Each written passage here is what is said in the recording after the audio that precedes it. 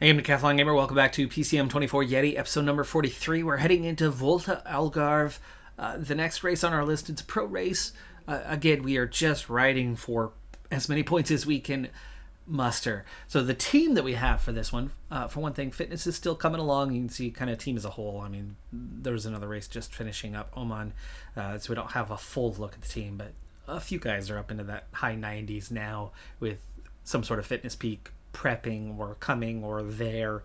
The rest of these guys are still in the mid to high 80s at this point, so we still have a little ways to go to get to the higher level bonuses. But anyway, no sprinters in the team headed for this one. We do have punchers, and we do have a GC kind of guy in Derek G, though his mountain rating is much lower than what it would be if 2024 happened before the start of this game. The ratings did not reflect kind of real world. That 73 is well below where he would be rated at these days. Well, more and more, I need to look at finer details heading into races to kind of game plan. Stage 1 is a simple sprint stage. We didn't bring our sprinters along, as is stage 4. So we'll focus on stages 2, 3, and 5 for this, with stage 2 being a medium mountaintop finish. That's going to be the difficult one. That's the queen stage. If Derek G with a 73 mountain rating can utilize a good medium mountain and get a good race day condition on that one, there's no reason to think that we can't be in contention for a good finish. If we can crack the top 10 in that stage, we'll be in play for a good result. But really just with the one rider. We don't have much more to boost that, especially when stage 3 is an 18K time trial where the only one with a good rating is Derek G. So really a one-horse race for us. I don't think we're going to secure as many points as we will on other occasions, which means I'll probably actually be working pretty quick through this race. Stage 5, more my kind of profile. Short, punchy finish, undulation along the way, so if you protect riders, we could hope to get a stage win and secure a good overall result for Derek G after that stage. But if we can hang in there on this one and not lose too much time, I could definitely see us getting at least the one rider in a good position, because the time trialing will help him offset. But again, looking more at, Vingegaard was the one who won this last year, Pogacar the year before, Tavares, 5-star rider with an 80 mountain rating, 23 years of age, Portuguese rider in his home race. This is his biggest race of the year. He wants to win this thing, and I could see him definitely doing that. Time trial wise, though, super weak, so he's going to lose a lot of time on that stage and probably won't win the overall as a result. He'll be hoping for a top 10, and that's where I'm hoping Derek G can get enough of a balance, enough of a performance in those two offsetting stages to give him a chance. But if we're looking at, some big names in the field, maybe not. Cepeda, Ciccone. Ciccone is absolutely one of those favorites, but he's not a strong time trialist. There's Tavares. Really only looking at number 1 riders. Bjerg, Max Poole, and Lenny Martinez definitely amongst the favorites. So we've got quite a few 80 mountain guys. It's gonna be tough to hang in on that second stage, and that's where we're gonna start this race, is stage 2. As we navigate the early portion of stage number 2, the breakaway has 6 riders and a 5-minute advantage, and we've had an incredible net draw as a team. The expected was a +2. We've managed to squeeze in one objective. Every pro race, I think, has at least one rider with an objective for it. When it's only 1 or 2, it's generally domestiques who pick that up, and that is exactly what happened here. It's Gottstein, and Gottstein, his expected is a +2. We got a +14. We've got a net +12. Fantastic draw. However, it's one of the most useless great draws that you will ever see. The great news is there's not a single negative. Everybody has at least a neutral or a positive draw today. I mean, it's good for that part. So beggars can't be choosers, but the 3 riders that have a 0 are the 3 best climbers. And all the guys with the +3s and the +4s, or, Gutstein's case, technically a +2, they're the domestiques. The domestiques have big positives. So we're balanced today. We've got a lot of guys in that low 70s range and can hopefully team up and make something happen. But the 3 best climbers all end up on a 0, and it's going to make it a lot tougher to be successful on this particular stage. We'll give it a shot. It's going to be a tall order to crack the top 10 today, but we really need to lose as little time as possible for Derek G to make this thing happen. I don't want to sprint train this. I think this is going to be more of a burn through your guys and survive and support, especially if they're balanced and similar, and ultimately, help Derek G out. We're down to 5 riders, down to half a minute, and we're coming up on the climb, just 30k left. As we approach the base of the climb, the intimidation level for me has increased. We're 15k and we're starting to climb. It's a long climb. I was hoping it was more like a 8 or 9k climb. No, it's 15. Like, this is almost proper mountain. It's easily medium mountain without a doubt. And yeah, it's going to take its toll on our guys. We're going to start with the domestiques and gelling up for them. We're going to try to use those climbing legs and climb our pace, climb our tempo, not cave in to what's going on with the top teams, and get by, get through. Inside 10k, domestiques still hanging in there, but you can see the pain and the punishment in the other. 7k, we've done well so far, but we've definitely gone pretty deep. Abdullah, okay, who are you protecting? Montez. Montez does not need protection. Gutstein's going to be done soon, and Ponamar is going to protect him. Gel for Ponamar. Probably a little late for that. In fact, we should gel for the other guys. 5k. 5k. Okay, Gutstein's done, so Ponamar protect. Montez protect, and Shui follow. All these guys to auto. Group hasn't shrunk that much, but we are among the earlier ones that are kind of getting set to go out the back. And we're down to 3 riders. Nobody's attacked, and it's 2.7k. We're looking kind of good for that part. 2.4. Here we go. We're going to ride. Follow. And even though Shui's looking a little longer than G, a little better than G at this point. I mean, that +3 definitely helping out. Giving him a 78 stamina, 73 mountain. When Derek G has a 73 mountain. 75 stamina. So there's your difference. He's that little bit weaker, but at 2.4k, Montez lead this thing out. Let's pull G towards that finish. Down to 102 riders. I'm not worried about these guys. I'm worried about Derek G and getting him to the finish as best I can. Shui pulling for Derek G. Derek G does not have enough to make the sprint. Derek G does not have enough to make the sprint. Got to just ease him along towards the finish. We got about 8-10 riders that take off right at the end. Like, we're that close. Van Wilder takes the win ahead of Bjerg and Vlasov. Tavares, the guy with the objective, finishes 5th behind Lenny Martinez. Kamna, Ciccone, a lot of big names there. We do crack the top 20. Shui 18th, and G, we help pull him to 20th. Still have a shot at a top 10 because a lot of these guys are not going to be strong time trialists. The concern, though, is what is that time gap to 20th? How bad is it?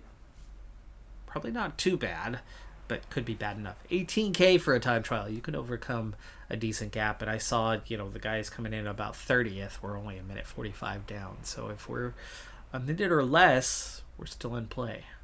Oh, not as bad as I thought at all. Okay, so the first group, first 11 riders on same time, of course, time bonuses for the top 3.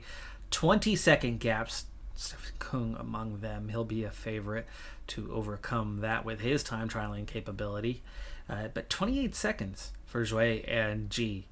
So, and Shui kind of setting up the 28 second, right? So he really helped us out on that. Gap opens to 38 from there. 56 from Montez on down. Van Weller, strong time trialist, favorite. We're not going to contend for the overall. What I'm hoping for at this point is to be able to break into the top 10. Bjerg, Vlasov, all three of them way too strong. Lenny Martinez is somebody we might be able to catch. Tavares we can definitely catch. Kamna, no. So there's 4 now. Chacone, Cousteau, it depends. Depends on what kind of day he has. Kung, definitely not chasing him down. Barancini, ooh, and Albert Philipson too. Okay. How the heck did he must have had a really strong race day condition with a 68 mountain and 70 medium mountain for him to only lose 10 seconds there. That's crazy that he did that. But that's your power of race day condition and what it means. Well, at 28 seconds down, we're very much in play. There's 5 guys that there's no way. They're ahead of us already, and they're much stronger time trialists. We won't touch them. Then there's going to be another 3 to 5 guys. That depends on their race day condition and Derek G's race day condition on the time trial on whether you can catch them or overtake them. The gaps are small enough. They can be beaten, but probably won't beat all 5. Others should be beaten with a 30-second disadvantage. So realistically, Derek G should be able to crack the top 10. There might be others in our group that are stronger time trialists. Not Zimmerman. Cluckers is right there, and he should be able to beat the others. But then, it's 10 seconds to the next group, and it's fairly large. There might be somebody in there that's stronger. So I think, realistically, top 10 is in play, but it's not going to be easy. It's going to be close. Key stage for us, and it looks like Derek G, has a +1 race day condition. Only the second rider with a positive race day condition on the entire team today, where we had a very strong net positive today. We've had a very strong net negative. G gets off and running. He's got 15K to go. He's got a +1 to his time trialing. He's got a +2 to his prologue. It is a mixture at 18 kilometers. It's a little more time trial than prologue on the split of the rating, but with a 77 and a 76, he's looking fairly strong in that department. And of course, he's an okay climber when it comes to that. He's got a +1 on his stamina as well, the other attribute that's being used here today. So as we push on, he's already made up kind of the ground that he needed to make up. Shui, way past his point on that one. Times have not been great from the team so far. I mean, our best time is 83rd at 2:45 down. That is not down to mismanagement, though I think I've actually mismanaged these two both just a little bit here so far in this stage, with the attention diverted a little bit away from the task at hand. But as we push on here with Shui, he can easily go in 87 the rest of the way now. The others were managed well. Once I kind of honed in through the first couple of riders what sort of effort was capable, they're just really bad time trialists. Shui right now with a 66 and a +1 on it, that's equal to the best that any of these guys have had. So I would expect that Shui is going to be in that 245 down kind of territory there. And G, yeah, we're in a tricky spot here as well. He can push that 87. He could push at 88. So as we come up to the finish line here for Shui, last little push, there you go. And here comes Derek G. He can give a 99 for that last little bit. 11th, just 42 seconds down. That's a phenomenal time. That's really good for somebody who's only a 76 time trialist. That's going to give us a real shot to make up some time, get ahead of some riders, and crack that top 10. Good time from Max Poole. We gain a few seconds on him. Abner Gonzalez is multiple minutes down, 4 minutes down. Another rider came in right behind him. Zimmerman is a couple minutes down. So we're going to be well ahead of these guys. Those that are not the great time trialists are losing a lot of time. That was a minute and a half. Jepson lost quite a bit. Kung just Kung's only, what, 15 seconds ahead of us. Tesfazian, he's over a minute down. We're going to move well up the order. It's not going to be a top 5, but I think we're going to easily make the top 10 now. Voisard, over a minute and a half down. Leonard Kamna, same rating as us, and he's going to be in a similar place, maybe further behind. Yeah, a little bit further behind. We were, 7 seconds ahead of him, so a similar rating, and we were able to outdo what he did by at least a little margin. Just over a minute there. Close, well over a minute there. Minute 20 to a rider who's only a couple points lower than us. Vlasov, yeah, that's too good of a time. We knew he was going to be a difficult one to overcome. This will be an easy overtake. Third place overall. Bjerg, 37 seconds, no gain on him. And Van Wilder goes second behind Schachman. By the end of the stage, we drop a few positions down to 18th, but 43rd is still a very good time. I thought it was going to be top 10. Not quite. A little more work to do. It's up to 12th place. Van Wilder leads by half a minute. And then Vlasov, guys, you're definitely not going to catch the top 4. Definitely don't think you're going to catch them. But that last stage, there's still a chance to maybe get a podium there for Derek G. And if we can do that, if you win the stage, we're up to 8th. As long as there's no time losses for others. You gain 6 seconds, we're up to 9th. So a top 2 would do us well.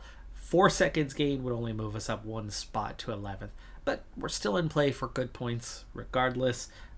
Definitely not as much as we would hope for, but this is a race that doesn't necessarily suit our team terribly well in the grand scheme of things. Yet we're hanging in there, making a fight of it. But let's see how much of a fight can we make. Can we get a split in the field and see some of these guys lose some time?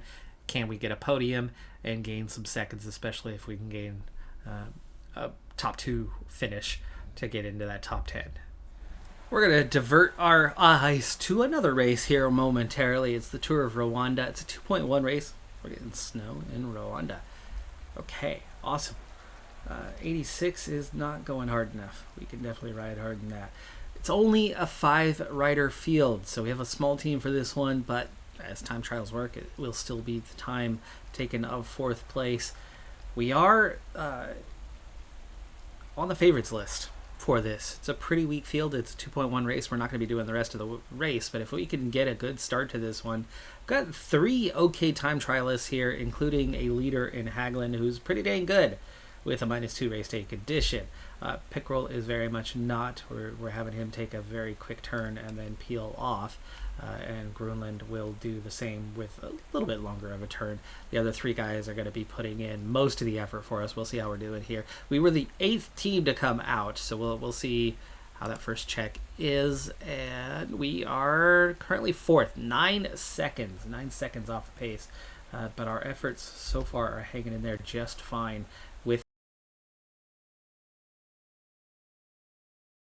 Not destroying your team, that's good. He rolls off to the back. We're down to 7th at that first time check, 18 seconds down, but this is where a good push could maybe do wonders for us. Hallinan accelerates out, 1K to go. We get through that last climb without going too deep. Final push, 600 meters. Hold. Give me like a 92. Hallinan. That's good. That's into the lead. A 19:34, 13 seconds better than next best, regardless of outcome with the other 10, 12 teams. That's going to put us in a good position for this race. The team should be set. Let's see if we got the stage, though. And that is a team time trial win. We've set that team up well. They've got a strong rider in Hagland to go for the GC. Let's hope he can take it. I'll give you an update on that one after our race is done, because we're not going to do that as a 2.1 race itself. Final stage, plenty of undulation on the way to a short, punchy finish. And while our team net and draw is not good, the one guy who has had a good draw today, Derek G, and it's a +5. So we've done the opposite of what we did in that early stage too, where we kind of brought the whole team up, except for the guys who, you know, were actually quality. And so it made us okay, and we got 20th. Today we've done the opposite. We don't have much in terms of support, but the guy who needs it has it. And I think on today's profile, that's just fine. I think this could go well. Could go well for us. Breakaway still has a near 3-minute advantage, but it is 55k. It's not that much further, and we need to get water one last time. A lot of fatigue in the legs of the domestiques already, so it's not been an easy stage. That is usually a good sign for me playing this game, as I always use domestiques to protect leaders, and I'll protect half over half, you know, most stages. That tends to have a very positive effect. I'm going to leave it on the helicopter cam here for a little bit longer as we make the climb. 75 is hanging in there, but let's bump it up to a 78 at least to make sure we're holding position. Still chasing those guys down, and it's 3 minutes to that front group. There is a small chance that they are going to hang on. Let's take a moment here, because it's pushed out even further as they attacked that climb. That gap is going out. Now, it should not be up to me to chase them, but let's find out. Who are they? What's their gap like? 355. 335. 335 is the closest. We're looking pretty okay, but remember, we are not in first place. We are about 40 seconds behind, but it looks, you know, easily possible to pull back 40 seconds or at least a couple minutes of that 340 before we get to the finish. So even if they do hang on, the downside, it means that the time bonuses for a second, third are probably going to be out of play. So we're going to need a field split. And speaking of field splitting, it's going to be that next categorized climb, that Cat 3, just before we begin that I'm going to get things moving. We're going to have a go. Except for Giotti is already done.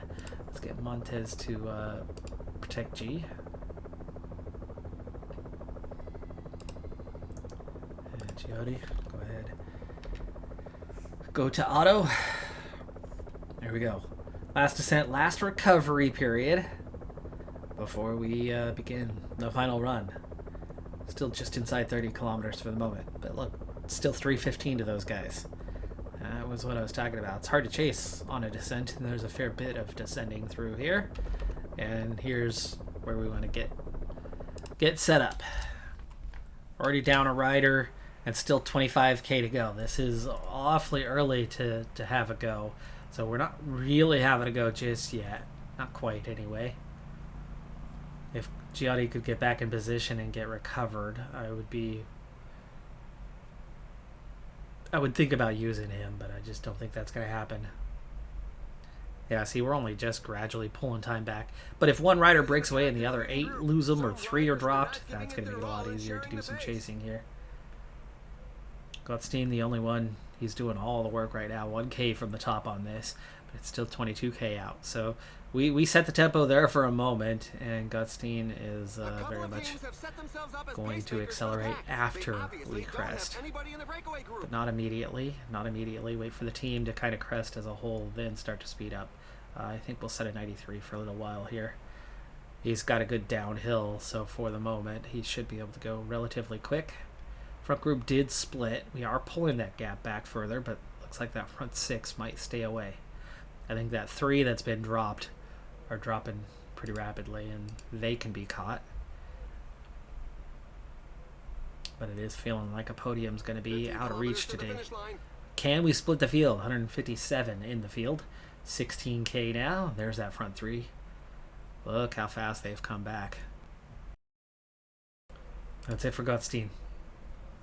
But he gave us a good like 10k there, so that was nice. We don't need to be going 99. So that was kind of a nice little acceleration point. 220 to the front 6. We pulled back a minute since we took over, but now there's just 11.9k. The climbs will help, certainly, on chasing them down, but I don't think it's going to happen. Don't think it's going to happen. Shui doing the work for now, leading out for Montez.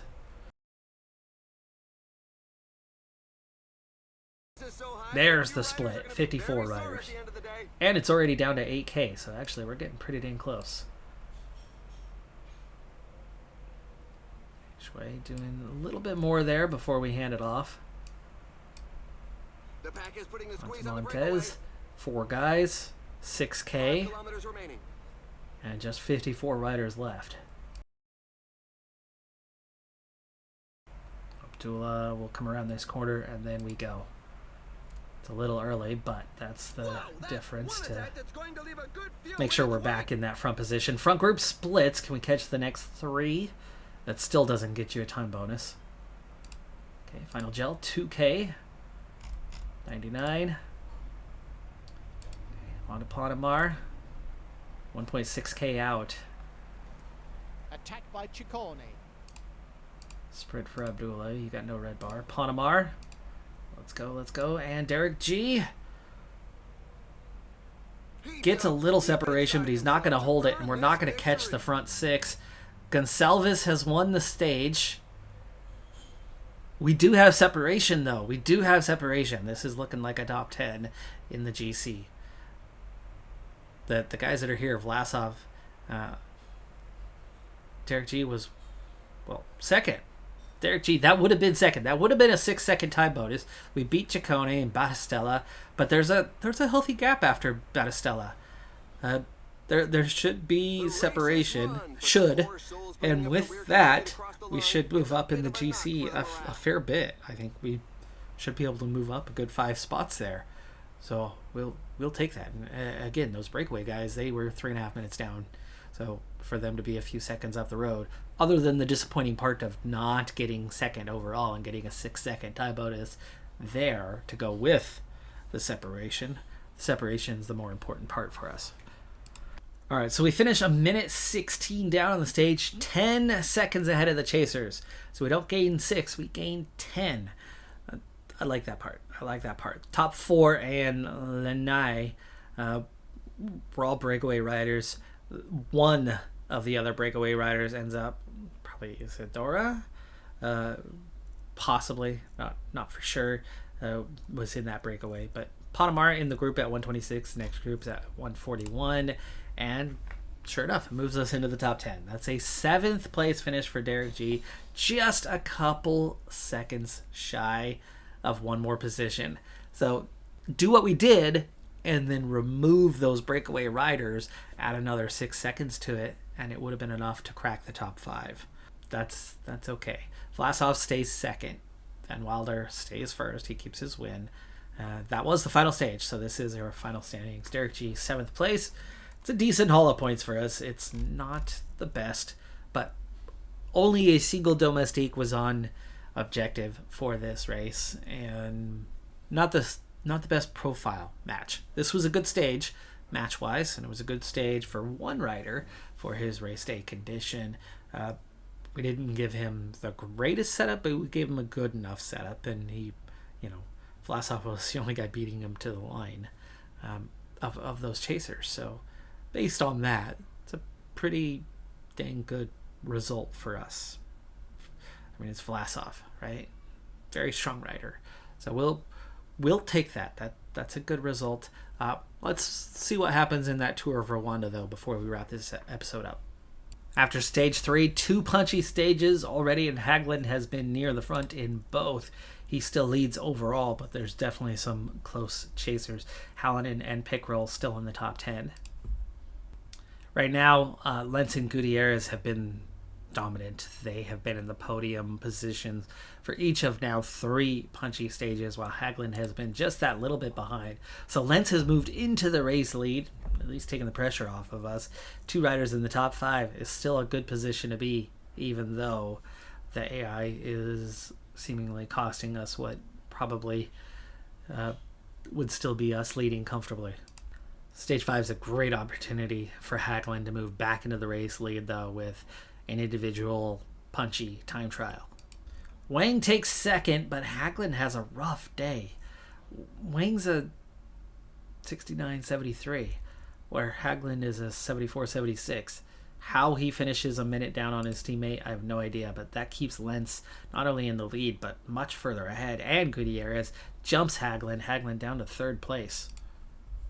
And following 3 more punchy stages at the end of the race, Hagelin has moved back up a spot, but he remains about the same gap behind Lentz, 1 minute down overall, which goes back to that time trial where Hagelin lost a minute to a teammate who was significantly worse as a time trialist, clearly had a bad race day condition, had a bad draw on that one, and performed poorly.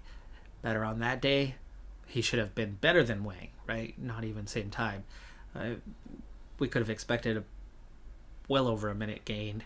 He could have won the overall in this race. But second place is still good. It's still worthy of a decent haul of points. 2.1, though, right, the scale is so low that it doesn't make a big difference, which is why we hands off, sit back. We cannot do every single race on the calendar and expect to have this series go multiple years.